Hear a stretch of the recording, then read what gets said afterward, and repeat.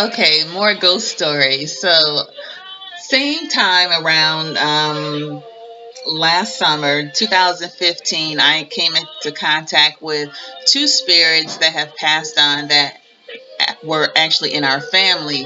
And one was my grandmother Irma. I woke up one morning and I smelled a woman's perfume, but it was like an older woman's perfume, from back in the day, that kind of smell.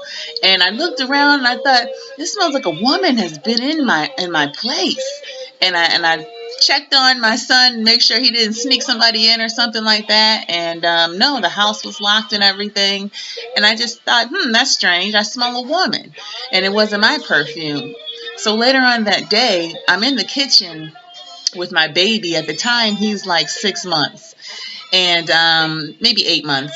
And I have him on my shoulder, and he's just looking, and he's jumping over my shoulder like he's looking at something. And I finally turn around to see what he was looking at, and not expecting to see anything because it was just him and I saw my grandma Irma, and she was standing there. I mean, just as clear and bright as day.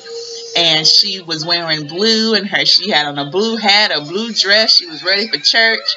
She looked great. She looked younger, maybe she was maybe 45, and she was just standing there smiling, glowing. And yeah, so she's definitely around. I saw her once after that. And she caught me smoking. And she was like, don't be smoking. I relapsed one day. And so I know she's around me. And another time, same time last year, I saw Tiffany Jenkins, which is my cousin's mother.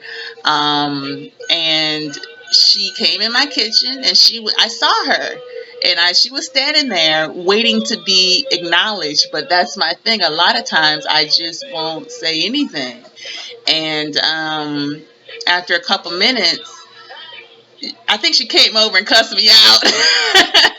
She pretty much said, who do you think you are ignoring me? You see me standing here. And her hands and you can see her nails done. And she looked younger, like maybe she was 23, and she had blonde hair, and all her rings were ding, ding, ding, ding. You could see her sparkles of her rings and her earrings. And so, yeah, Tiffany's a trip in spirit. That's the thing. Like, whatever your personality and your spirit is when you are alive, that's what you are in your spirit.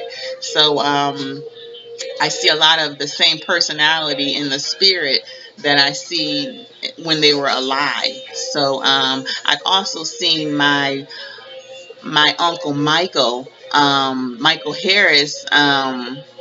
A couple times, Michael came and sat on the edge of my bed, and he was nudging me like, "Hey," and I was like, "Ugh." And, I always freeze, and then he would kept like tickling me until I laughed, and I'm like, "Okay, I see you, Michael." And then he's like, "Okay, good job." And then he kind of like stood up off the bed like he saw somebody he knew, and then he walked away. And so they're definitely aware, I think, that I can see them, and I think they see some kind of light on me or portal or something to know that, Sabrina can see us.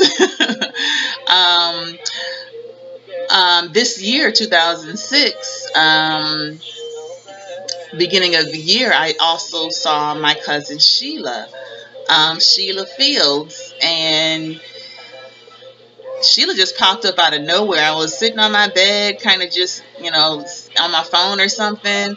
And I look up, and she was sitting on my bed like this. She was like, like, can she see me? And she got real close. And when I saw her, it was like, we both kind of like, startled each other almost. And then I saw her again, maybe like 2 days later. She was standing in my room and just kind of her arm posted up on my dresser, like, she was waiting on me to talk to her and gossip. I think she felt bored or something. She just wanted to talk. That's how I felt.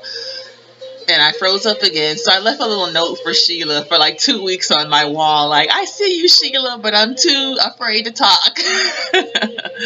So, she's doing well in her spirit also. And yeah, there's definitely an afterlife that's still lingering around us after they leave us in spirit or leave us in physical form. They're still around us in spirit, and that can be good too.